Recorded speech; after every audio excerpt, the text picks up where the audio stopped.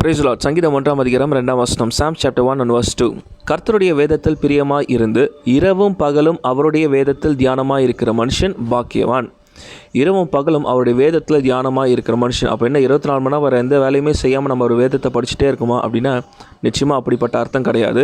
கர்த்தருடைய வேதத்தில் பிரியமாக இருந்து அப்படின்றது ரொம்ப முக்கியம். ஏன்னா உதாரணத்துக்கு சொல்லணும்னா நமக்கு ஒரு பாடல் கேட்குறோம், அது பிடிச்சிருச்சுன்னு வச்சுக்கோங்களேன், நம்ம என்ன பண்ணுவோம், அதை பாடிக்கிட்டே இருப்போம். நம்ம போகும்போது அதை ஹம் பண்ணிகிட்டே இருப்போம், இல்லை தூங்குறதுக்கு முன்னாடி பாடிட்டு இருப்போம். நம்ம சாப்பிடும் போது, சமைக்கும் போது, இல்லை வேலை செய்யும் போது அந்த பாட்டு நம்ம நினைவில் ஓடிக்கொண்டே இருக்கும். அதுதான் தியானித்தல். அப்போது யோசித்து பார்த்தோன்னு சொன்னால் தேவையில்லாத உலக பிரமாணமான ஒரு ஆபாசமான பாடல்கள் நம்ம நிலையில் ஓடுறதுக்கு பதிலாக கர்த்தருடைய வார்த்தை வேதத்தில் நம்முடைய வாழ்க்கைக்காக, நம்முடைய ரட்சிப்பிற்காக, நம்முடைய ஒழுங்குக்காக, நம்முடைய பலனுக்காக கொடுக்கப்பட்டிருக்கிற கடவுளோட வார்த்தையை நம்ம தியானிப்போம்னு சொன்னால் நிச்சயமாக அந்த வார்த்தை நமக்கு மிகுந்த பலனை கொடுக்க போதுமானதாக இருக்கும். அப்போ நம்ம உண்மையாகவே கடவுளை நேசிக்கிறோம், அவருடைய வார்த்தையை நேசிக்கிறோம், நம்ம படிக்கிறோன்னு சொன்னால் அதை நம்ம படிச்சுட்டு ஒரு ஸ்டோரி புக்கை போல் இல்லை நியூஸ் பேப்பரை படிக்கிறது போல் படித்து முடிச்சுட்டு க்ளோஸ் பண்ணிட்டு போகிறதில்ல.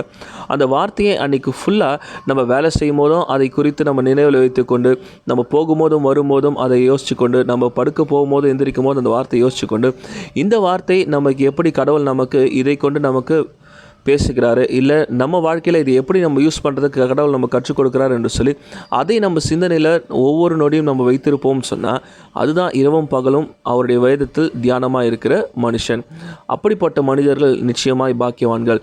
ஏன்னா அவருடைய வார்த்தைக்கு ஜீவன் உண்டுன்னு சொன்னால் அந்த ஜீவனுள்ள வார்த்தை கேட்குற ஒவ்வொருத்தர் வாழ்க்கையிலும் நிச்சயமாக ஒரு நல்ல சேஞ்சையும் நல்ல ஆசீர்வாதத்தையும் கொண்டு வர போதுமானதாக இருக்கிறது.